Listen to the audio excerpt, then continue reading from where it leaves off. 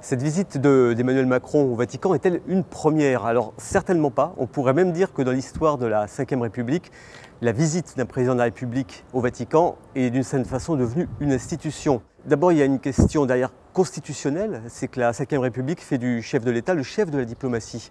Donc il doit établir des relations personnelles entre hommes d'État.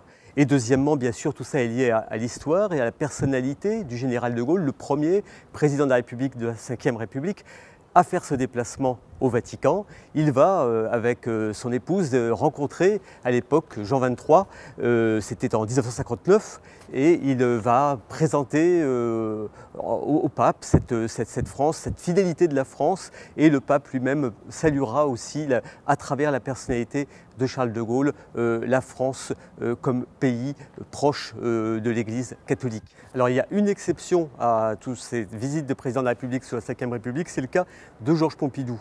Pour comprendre, c'est simple, c'est le climat de l'époque. Georges Pompidou, nous sommes dans les années 68. Il y a d'une part une certaine distance entre la République et les autorités religieuses, et à l'intérieur même du monde catholique, il y a une certaine défiance à l'égard de toutes les autorités, et pour une partie des fidèles catholiques, pour une partie du clergé aussi, une certaine distance vis-à-vis de Rome, vis-à-vis du Vatican. Toutes ces visites de présidents au Vatican ont-elles la même importance? Alors non. On peut citer par exemple François Mitterrand et François Hollande. Tous les deux n'ont pas fait une visite d'État, ont fait une visite privée au Vatican. Ils n'ont pas été sur place recevoir le titre de chanoine de Latran, même s'ils l'avaient accepté, ce titre. C'est pas pour autant que ce sont des visites secondaires. Ce côté visite d'État, visite privée a un petit côté aussi artificiel. Par exemple, François Mitterrand, qui accordait beaucoup d'importance au sens de l'histoire, avait envie de réintégrer cette dimension catholique dans l'histoire de la France. Et lui-même était fasciné par Jean-Paul II, qu'il recevra plusieurs fois en France. D'autres chefs d'État, je pense à Jacques Chirac, également à Valéry Giscard d'Estaing, avant lui, ont eux fait des visites un peu plus d'État, ont donné plus d'importance, de visibilité à ces visites au Vatican. Jacques Chirac a été rendre compte au Vatican de cette France fille aînée de l'Église. Tous les deux, que ce soit Giscard d'Estaing ou Chirac, avaient donc voulu donner une certaine dimension institutionnelle, politique à cette visite. Nicolas Sarkozy est lui un cas un petit peu à part.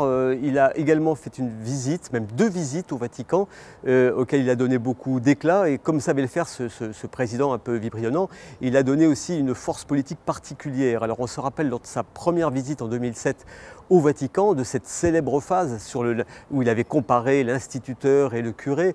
Dans la transmission des valeurs, avait-il dit, l'instituteur n'atteindra jamais ce niveau du curé ou du pasteur. Cette phrase avait fait une énorme polémique en France, et ça c'était la propension effectivement de Nicolas Sarkozy à, dès qu'il touchait à quelque chose, à lui donner une dimension, une communication très forte et une dimension polémique. À quoi servent ces visites des présidents de la République au Vatican? Il y a deux dimensions. D'une part, une dimension politique et d'autre part, une dimension diplomatique. On voit bien que Giscard arrive pour resserrer les liens avec le Vatican, dans le contexte où la loi a été adoptée sur l'avortement, la loi Veil de 1974. François Mitterrand arrive lui aussi pour rencontrer le pape, alors qu'il y a eu toutes ces tensions autour de la loi sur la nationalisation de l'enseignement catholique. Avec François Hollande, bien évidemment, c'est l'affaire du mariage pour tous qu'il s'agit un petit peu d'apaiser. Les relations étaient très tendues entre le pouvoir socialiste et l'épiscopat et une partie du monde catholique, et donc il s'agit de renouer les fils du dialogue. Mais il ne faut pas non plus surévaluer cette importance de cet aspect politique. Le sens d'une visite d'un président de la République au Vatican, c'est d'abord diplomatique. On le voit même avec François Hollande, dont je viens de parler. François Hollande, il prépare en 2014 la COP 21 de 2015, le grand accord sur le climat auquel il veut parvenir, et il vient pour cela à Rome chercher aussi le soutien, l'adhésion de l'Église pour réussir cet accord.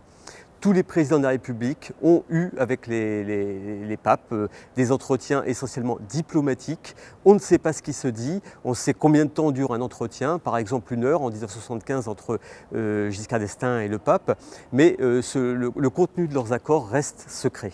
Dans le cas d'Emmanuel Macron, on ne devrait pas savoir ce qui se dit, mais il y sera sûrement là aussi question d'enjeux diplomatiques.